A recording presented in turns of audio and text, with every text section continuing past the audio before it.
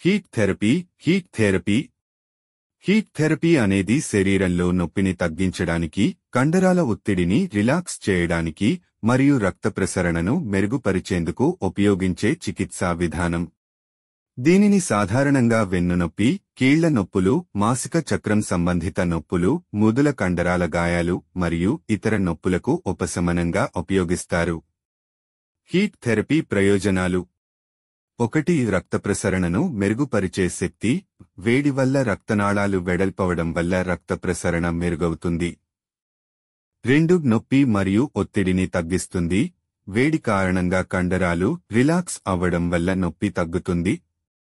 3. శరీర కండరాలను రీఫ్రెష్ చేస్తుంది. శరీర కండరాలకు కావాల్సిన ఆక్సిజన్ మరియు పోషకాలు అందుతాయి. 4. గాయాల త్వరితగతిన మాన్పడంలో సహాయపడుతుంది. కండరాల దెబ్బలు, మూదుల గాయాల బలహీనతను తగ్గిస్తుంది.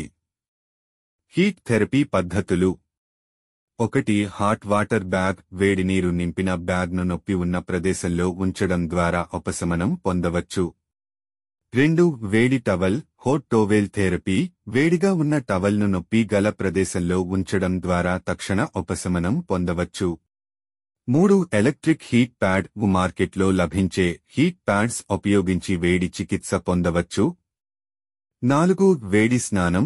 Hot bath or steam therapy.